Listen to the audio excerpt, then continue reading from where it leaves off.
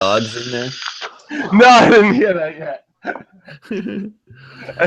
I'll listen to it after this. No. Yeah, have to hear that. Let's see. This art in Venom looks pretty fucking cool.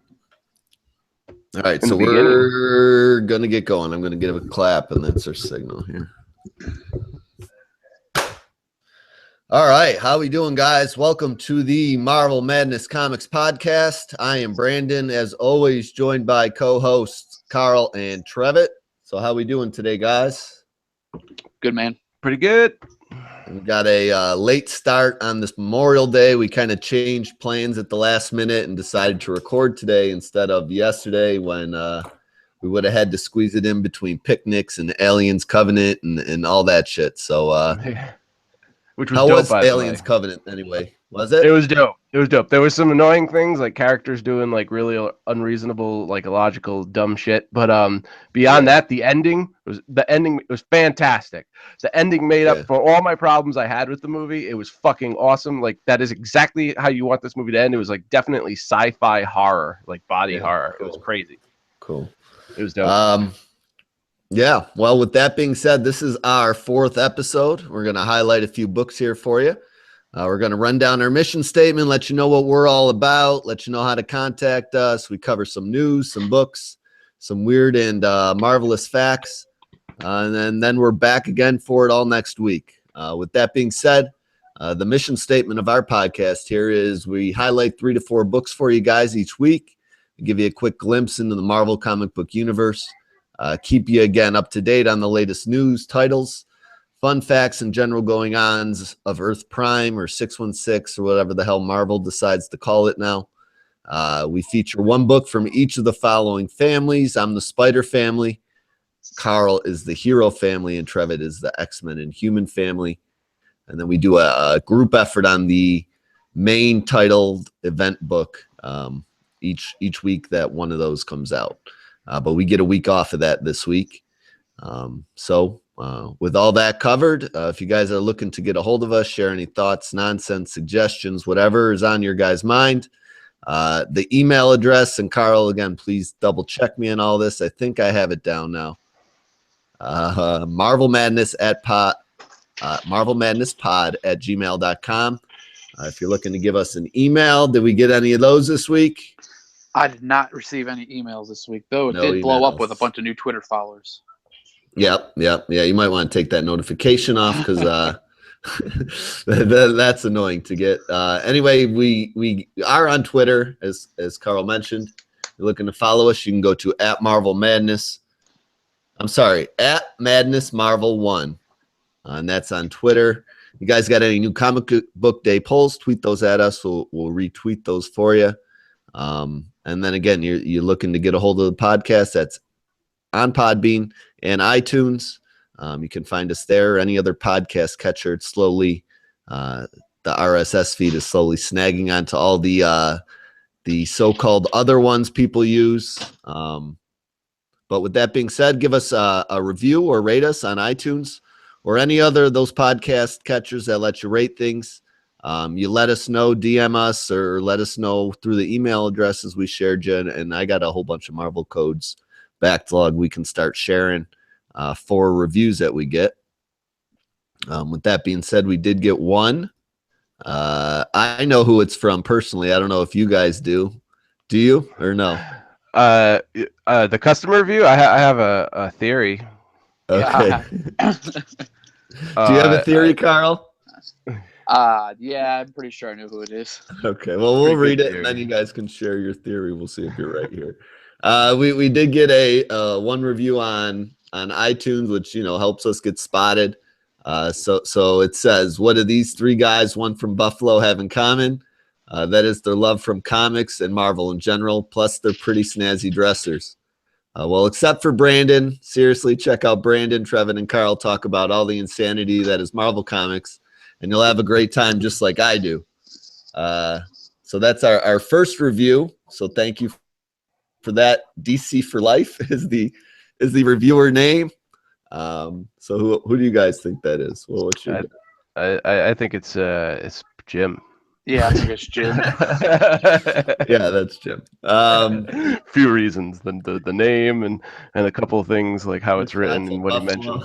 Yeah, like that right there gave it away right there. There's nothing about me peeing my pants, which would have been the other dead giveaway, but all that covered. That's how you guys get a hold of us. Again, give us a review. I got a whole bunch of Marvel digital codes and DC digital codes we can share and start dishing out for reviews. We'll bribe you if we have to. So let's get into the next section here, which is our news. Hey. All right, I'm just gonna throw some music in real quick there. I got a little news song for Trevitt. Nice. Like an evening news brief pops up. That thing. That's cool. Anyway, with news, Trevitt takes over here. So you're done hearing from me for a few minutes. He's going to cover kind of the hot topics for the week, and then I'll double check him and make sure he doesn't miss anything there. So Trevitt, what'd you find out for us? I got a few things. I thought it was a slow news week, and then I started combing through Google, and I was like, this is a few cool things. And then a couple things from the notes. I was like, all right. So we got some good news this week. I saw that Marvel Star-Lord artist Chris Anka has teased like a new Runaways series with some new character design, which leads everyone to speculate there'll be a new series about when Legacy arrives this fall. Yeah.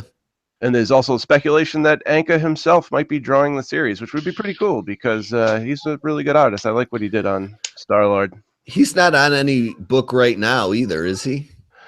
He was on Star-Lord, if that's still going. I think it's still going. I think the annual just came out this week. Okay. Yeah, annual just came out. But the art's pretty cool. It looks similar to like that the kind of style that what's on Luke Cage right now. That like that Lake style. I'm looking at the article right now, and the preview art does look like it. Just the character designs. That's all you really see, but they look great. Yeah, they do look great. I was like, all right, if he's drawing that series, I can get down with that. That'd be dope. Mm-hmm. But there's another one. Those of us who read both Captain America titles this August will be saving a little bit of money because I guess they're combining Cap titles, starting with Captain America 25, which looks like it's going to be an oversized issue with a page count of 48 pages. As the details as how they're going to be doing this, I have no clue as of right now. It has something to do with Secret Empire, I'm assuming. Yeah. Just because you both read the Captain America stuff, which one is further along? Isn't Sam Rogers further numbered along than Cap? Sam Wilson, Steve Rogers? Oh, Jesus Christ. Sam Rogers, like they're married now or something. Sam Wilson is at going to be 22 this week, and we just got Captain America Steve Rogers 17. So, okay. So it seems like Steve Rogers is going to be making a jump up to the numbering of Sam Wilson, like when they combine. Yeah, I think so, yeah. And I know the last issue of Sam Wilson, he gave up the Captain America moniker. Yeah, like he put down he dropped the shield. Yeah, that was kind of the cliffhanger to Secret Empire too. Like he's sneaking people over the border.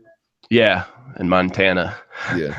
Still with like a Captain America-esque jacket on though. Yeah, he's got like, was it a hoodie or was it a jacket? He had the star on the front. Yeah, it looked like a jacket. But I saw a cover, and the costume he's going to be wearing looks more like the movie costume. Okay, like a tactical suit. I just want him to be just be Falcon again. It's cooler when you're Falcon, to be honest. Yeah. The thing is, like, then there'll be two Falcons because they got a new Falcon. Like in the early run of Sam Wilson, there was like this doctor who did experiments and created a new Falcon. He blended Red Wing with this Mexican kid, and now he's Falcon. He's got like a healing factor and wings and stuff. Yeah, he's hanging out with the champions in that Uprising book right now. Yeah. I'm interested. I'm curious about that book. So anything else there worth mentioning? Yeah, I got two things. I got a death. Richard Buckler, creator of Deathlock, died on Friday after a long battle with cancer. Was best known as an artist for Marvel and DC, and he worked on such titles as Fantastic Four, Batman, The Flash, Spectacular Spider-Man. He was 68 years old. So I mean that's kind of sad. It's worth noting though. A creator worked on so many good titles and created. I always thought Deathlock looked sweet as hell. Yeah, he's awesome. I liked him in the Uncanny X-Force run by Remender. He was pretty dope. Badass. Yeah, I'm not familiar with any of this guy's art. Yeah, I'm not too familiar with it either. I looked some of it up. It's pretty good. Worth noting. I got one more thing. Editor of X-Men comics for the most part, Daniel Ketchum, was let go by Marvel Comics on Tuesday. There are many speculative reasons floating around as to why Marvel ditched the longtime editor, but none I'm going to get into here. Ketchum was one of the editors behind the recent Resurrection launch of mutant titles, including upcoming Iceman series. At this time, he has not commented on being let go. He just changed his Twitter description, so he's gone. Just some random things, like not news story worthy, but just some Marvel title news. Basically, it seems like for August solicitations, Spider-Man 2099 is not present. I don't know if it's ending in July or what the deal is, but it didn't show up in August. Same thing with Occupy Avengers, didn't show up in August. And it seems that Silver Surfer is going to be its final issue. Yeah. Final issue. You know what? I gotta say that was a good couple of like 5 or 6 volumes of Silver Surfer. Like, it's pretty awesome.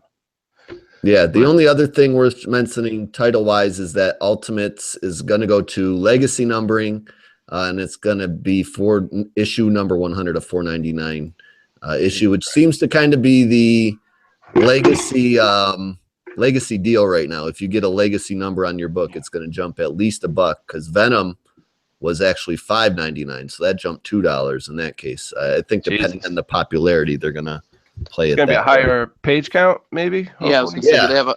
Yeah, Venom was a bigger page count. Ultimates. Oh yeah, Venom was. Carl, 32 pages.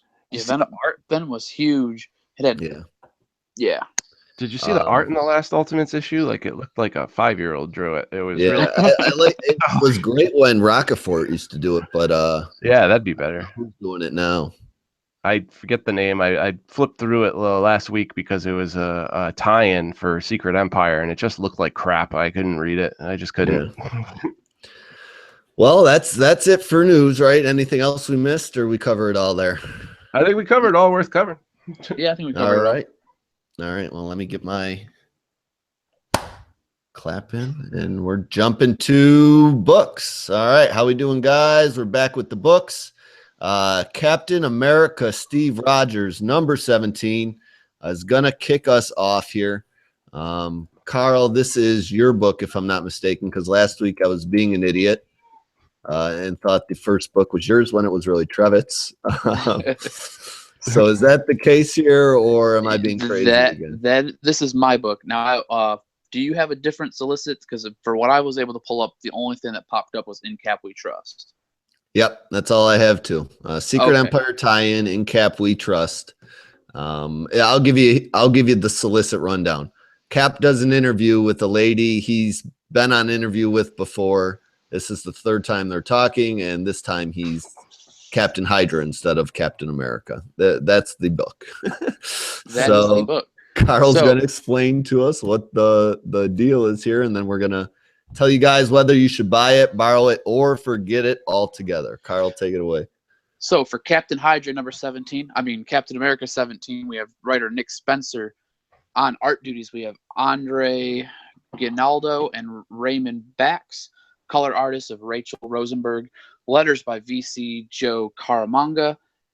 And cover art by Elizabeth Tork.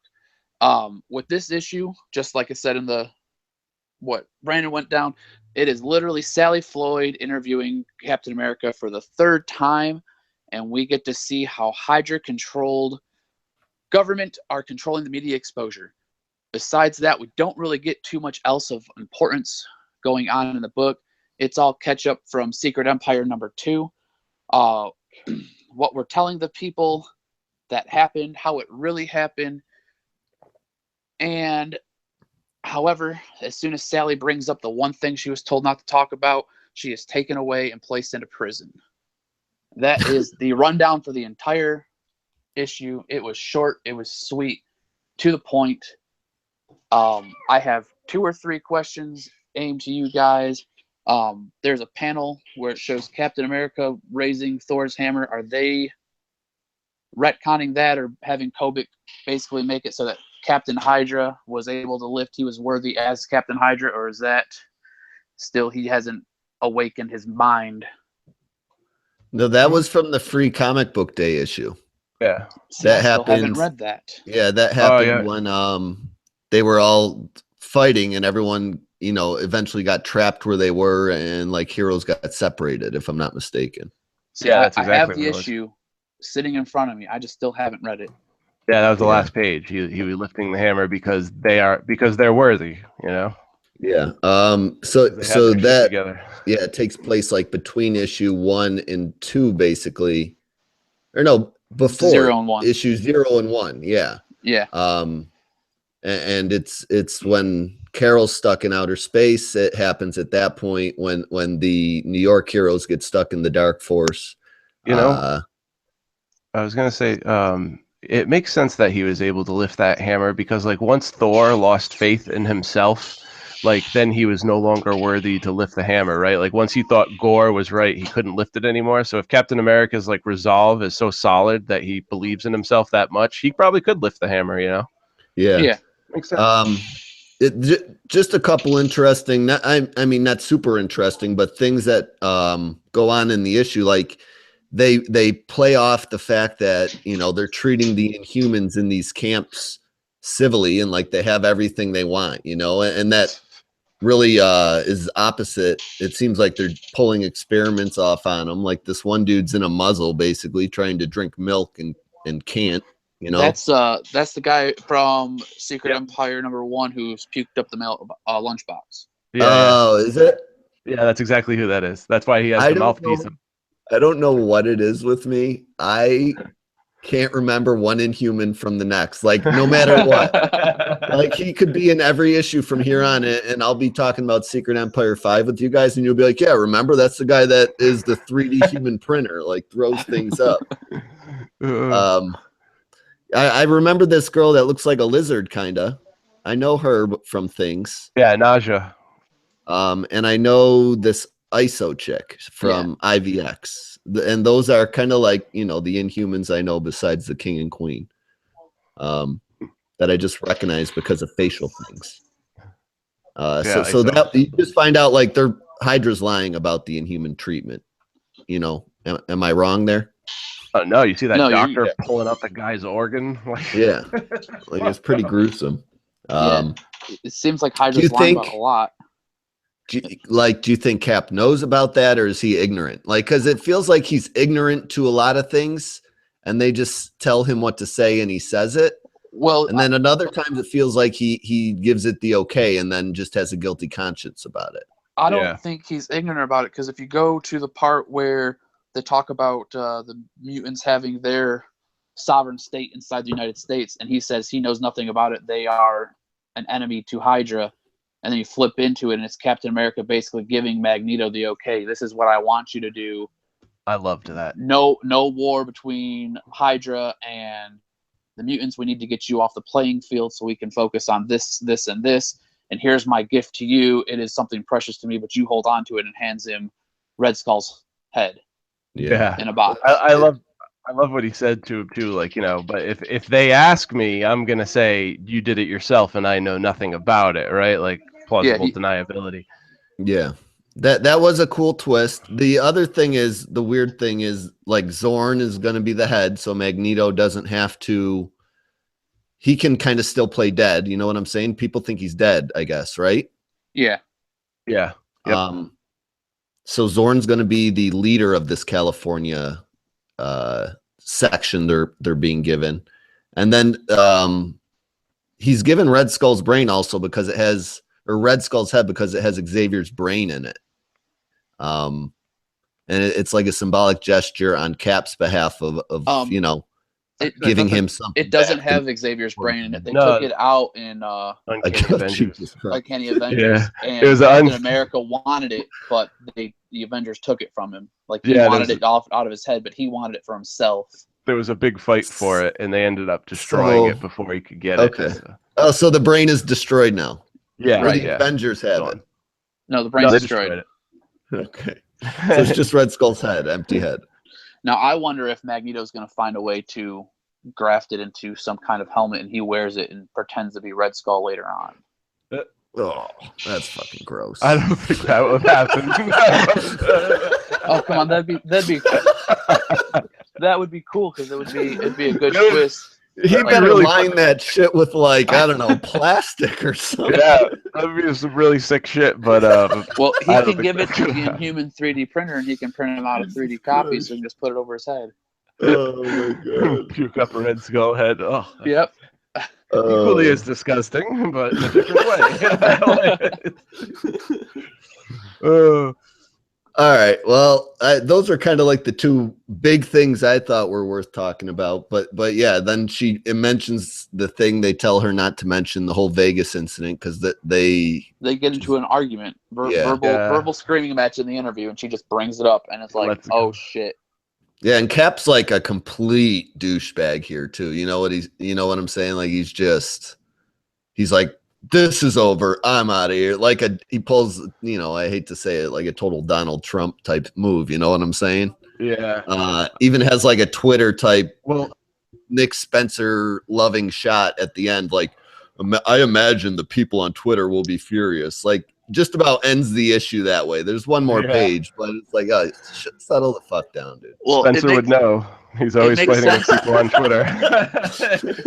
Well, the line makes sense for Captain America because if you remember in the beginning, she said that in their second interview didn't go kind of well because she basically was like, "You don't She know told what him- Twitter is." Yeah, she told him he was out of touch, and he took offense to it. So and this is he him needed, like he needed sticking to it to her. step down. Yeah, he's basically like, "Yeah, I know what Twitter is," and these followers that are furious are gonna basically do Yeah. nothing. Yep. So that's what we got there. That's the end of Captain America 17 with taking that chick off to jail. The reporter, the United States under Hydra political control and media control is the gist you get of the picture.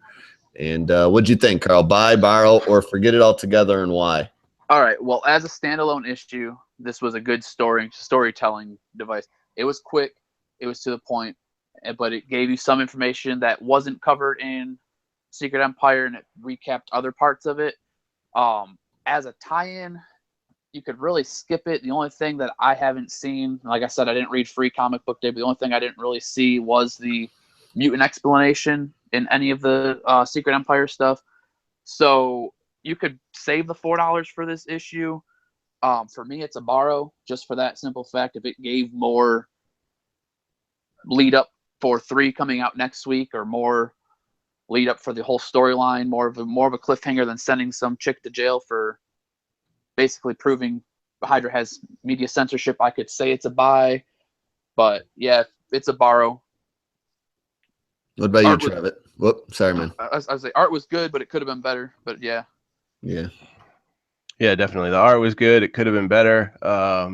There's one thing I like about Nick Spencer is, for all his faults, and he's such a douchebag, but he's actually a good writer. And I started reading Captain America Sam Wilson, and he ties everything together so nicely. This is definitely a ton of background information from Secret Empire and that you don't necessarily need to know, because you already know the stuff that it's telling you, how it happened, that it did already happen. So you don't really need to read this. So Carl's right. You can skip it. It is a borrow, but I'm a nerd who loves background information. So I loved it just for the background information. The art was kind of crappy, but it's definitely a borrow. Yeah. Let's see here. I mean, the art isn't bad. I just, there's no action. There's nothing to grab somebody who, as in me, somebody who doesn't follow the book. Just reading through a conversation between two people, there's nothing that makes me want to come back to it randomly. You know what I'm saying?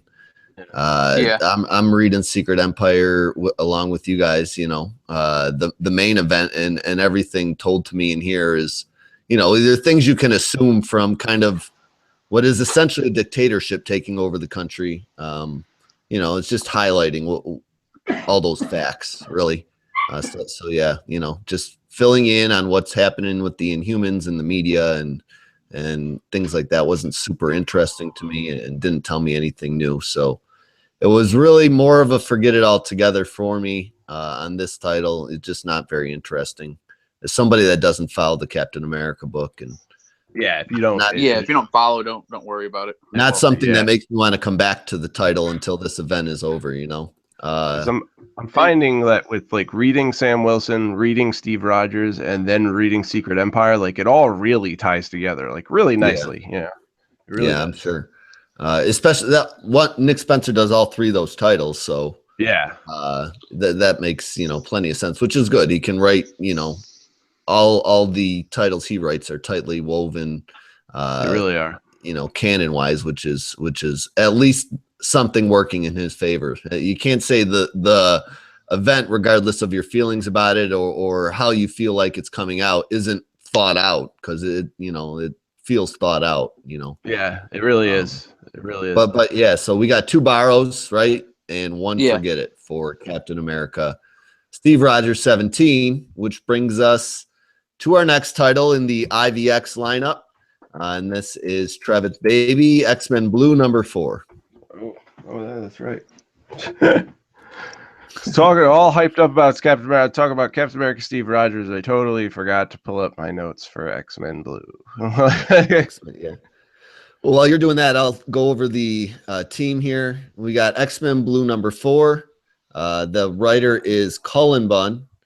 He's taken over the time-displaced X-Men from, who was it? Hopeless, and before that, Bendis.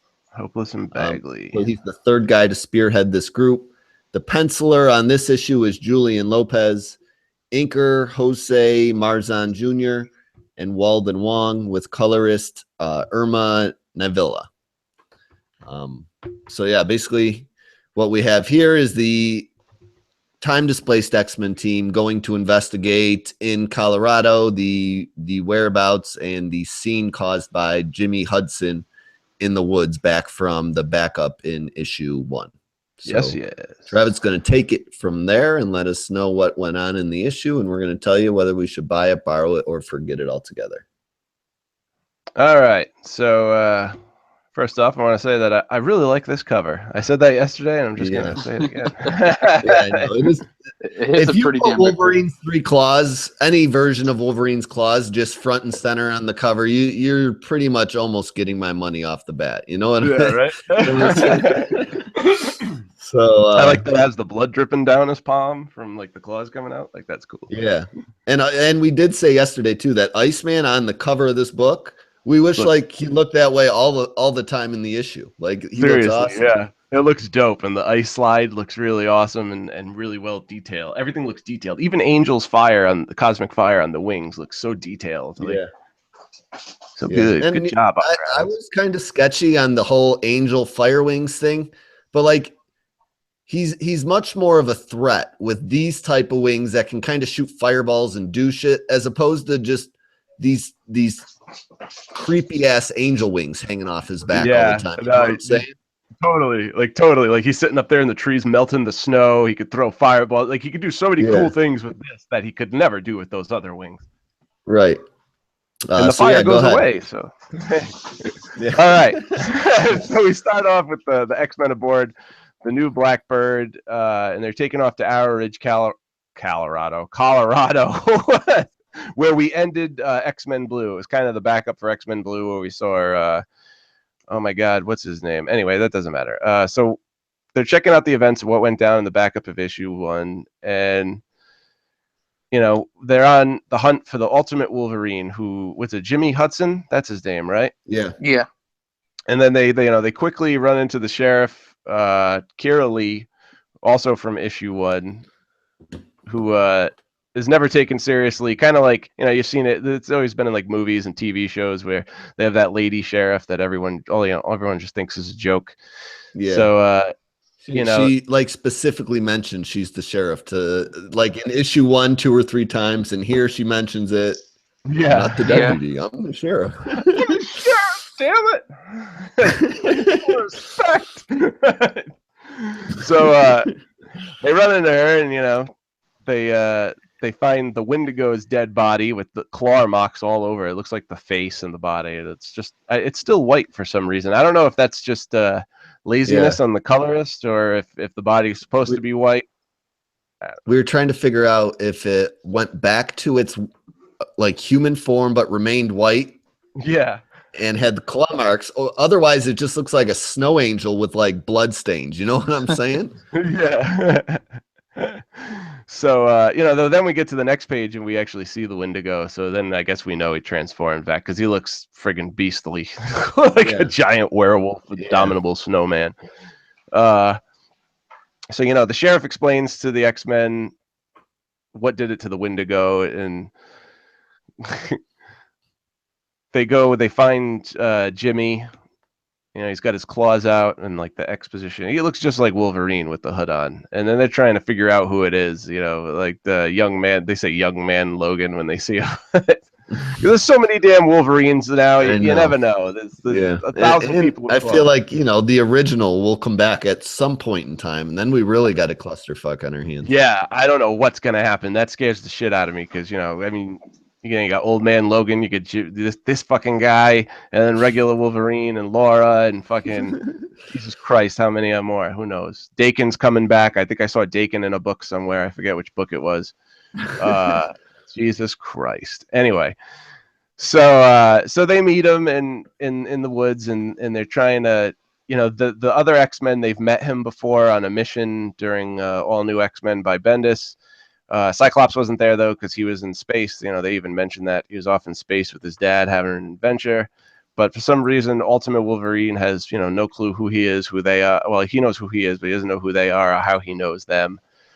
And they get into it for a minute. Cyclops blasts him, and he kind of gets knocked out. He has like a very, very surprised look on his face too. He looks like he's horrified. I don't know if he's knocked out or if he's like comatose. Like when Iceman hulks out and like smashes him down. Yeah, I think he's just playing dead. He's like, I don't want to get hit by that thing. Yeah. I mean, they got into it for a little while too, and I love how he like puts the claws up, and when Cyclops shoots it and just like blocks the blast. And there's a cool side note about Jimmy Hudson is he doesn't like his part of his powers. It's kind of weird is that like he makes the adamantium go around his claws. Like I read this like when I first heard that he was going to be featured in this issue. He like he could do bone claws. Like part of his power is like controlling the metal coating. It's kind of weird. Oh, really? Yeah, it's kind of weird. But it's sounds like a pretty cool character. I was checking out some of that. But yeah, then they get into it for a little while, and Iceman turns into this big hulking beast and fucking just knocks him out like the Hulk, which is pretty badass. I didn't know Iceman could had it like that, So that means he could go toe to toe with like the Thing or something. Well, I was gonna say the way that he's drawn, it looks like he's an ice thing. So I thought it would have been even funnier instead of it saying Iceman Smash, it would have said Iceman Clobbering Time. Yeah, that'd be he awesome. looks almost like a giant version of Thing. He really does. He really does. I like when he comes out of it too. Like it just like sheds around him. Like, I mean, he's an Omega level mutant, so he's one of the most powerful characters, which is cool. Yeah, they don't really highlight that enough. That how powerful Iceman is. Like if you know it, you know it. But if you don't know that, like if it's not something, information you're not privy to, they don't really tell you that in the comic ever. No, I mean he basically can't be killed. If he's in his ice form and you crush him, he could just like liquefy and reform. Like there's nothing you could really do to him. He can turn into mist. Like he's fucking crazy. He controls the moisture in the air. Like he could do anything. But yeah, so he's knocked out, and then they get Jimmy up and they go to a bar in town, which I like this bar scene because. And nobody's freaking out that all these mutants in their costumes are hanging out in a bar because Jean Grey like blocks everybody out. So to them, they just look like normal townspeople. And like Bobby's sitting there stuffing his face. What is he eating? Chicken wings? I don't know. I was trying to think of it like chicken. It looks like chicken wings. I was thinking it looks like chicken wings. He gets a bonus point for me there because despite the fact all they do is highlight Bobby looking for dates constantly, like at least he's eating chicken wings, so that makes me feel better. That's one thing that annoyed me at previous. Like I've been loving this series, but the thing that annoyed me a little bit about it is like Bobby always whining, like, "Oh, I got to go find a man" or something. Like, shut the fuck up. I mean, you're an X-Men. Like, be happy. Like, I don't need to piss and moan about your private time. Like, you get your private time, motherfucker, but you're also an X-Men. Like, suck it up. Suck it up, Buttercup. Come on. But so they're at the bar and they're talking about like how they met, trying to refresh Jimmy's memory, but for some reason he just can't remember what's going on. And then all of a sudden shit goes a little crazy. Shit starts floating in the air everywhere, and the new Marauders show up, not from this universe. I think they're from the Ultimate Universe. I mean, if they're looking for Jimmy, you know. Yeah. And you got Quicksilver, some dude who looks like Angel, but he's black. Armor, another version of Armor, because we saw her in X-Men Gold. And someone named Mach 2, who I'm guessing is like another speedster, right? Mach 2 and Quicksilver, 2 speedsters on this team.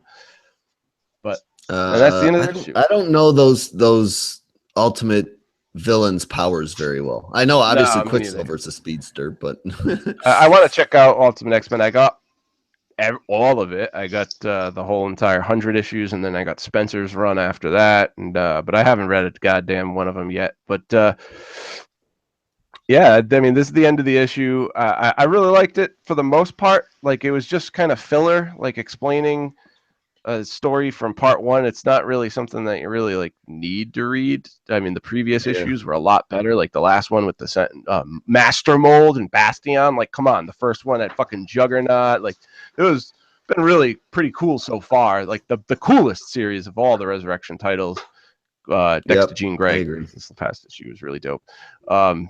But this one was like, you know, like you mentioned yesterday, it suffers from the bi-weekly effect. Like, you know, you just get an issue that's filler here or there that just explains a little bit of backstory, because, you know, you get 2 stories a month. So that's cool. I mean, out of 4 books, if one of them's some filler, that's not so bad, you know? Right.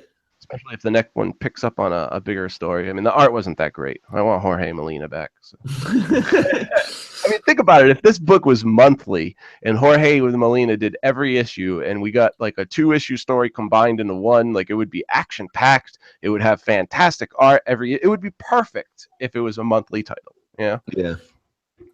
But yeah, I hear you. I'll go next. I got you said borrow, right? yeah, it's a borrow. Yeah. I'm in the same boat as you. Yesterday we discussed, you know, how it's a good issue, but it's just kind of like a standard cookie cutter hero versus hero issue where, you know, their introduction to each other is to fight and use powers, and then they're buddies, and they're going to figure out their problem from there. And that's really all you get in this issue. Other than that, it has been as well. You know, I'm hesitant to say my favorite Resurrection title. I was really hoping Gold would have taken that spot, but that's not been great at all. And this one has really dethroned it as like the go-to X-Men title to read and just find enjoyment and fun and drama and all in, you know, one book. So overall it's a borrow, but if it's a series, like you're asking me about the series as a whole, it would be a buy so far. Yeah. Through at least the first trade, you know. Yeah, I totally agree. What about you, Carl? What do you think? All right. Well, this book is still my favorite of all the Resurrection titles. I haven't read much of Jean Grey, so I can't include that. But Generation X was terrible. X-Men Gold is okay. But this story is all right. The art, I don't like at all. I mean, you have Jean Grey with freckles in one panel and the exact same page. She's got no freckles in the next. Yeah.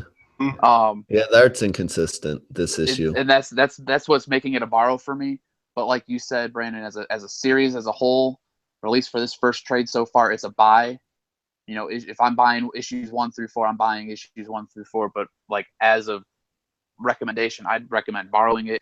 The only thing that was really interesting to me was that end. I want to know about these new Marauders, and I want to know more about Jimmy and what's going on with him. Like everybody, for story-wise, it's going good. And like this is filler, getting ready for, you know, issue 5 before they start doing the tie-ins with issue 7 for Secret Empire. Yeah. Can I do an honorable mention real quick? Yeah, go ahead, man. Cool. I want to do an honorable mention for Jean Grey, because the first issue was like a slow start, but this issue was fucking badass. Like, I mean, the covers by Yarden are amazing. The story, it deals with the Phoenix. Like, in the end of the last issue, Jean Grey had a flash that the Phoenix was coming for her. So this issue, she goes on like kind of like a mission. She goes to Cerebro and she contacts everybody who the Phoenix has ever had any dealings with, like Quentin Quire, Magic, Rachel Summers, Hope Summers, Colossus. And then when she goes looking for friggin' Hope Summers, she runs into the Reavers, and it ends up being like a Reavers base, and like this complete like gigantic battle breaks out. And it's like Jean Grey and Hope Summers, and then Colossus, Quentin Quire, Rachel Summers, and Magic show up, and like it's just like this huge, awesome battle. And then she starts like living through everybody's damage that the Phoenix has done to them. So she starts like psychically going through all their minds. It's insane, and it's just such an awesome story. And I never thought a Jean Grey title would be so fucking dope. Like it really was. And the art by Ibanez was awesome. Yeah, I'll have to give that a check. You know, I'll have to check that out because you know you're recommending it. I've heard other people say they love it. The Columbus Comics Corner guys, they love it. So yeah, I think I'll have to check that out. I never thought a Jean Grey, you know, solo title would be super interesting either. But you know, too many recommendations to ignore it at this point. Happy surprise. Yeah. With that being said, we're going to take a quick break from the books. We're going to jump to the marvelous, what do I call it? The Midpoint Marvelous Facts. Yeah, there we go. Long weekend of drinking, folks. Midpoint Marvelous Facts. And then we'll be back with our last book, Venom 150. All right, so we're going to stop here, and I'm going to send you a new invite to just make it easier for me to chop things up. All right. Cool beans. Does anyone need like a 5-minute break? Yeah, I'm going to get a drink real quick. All right, cool.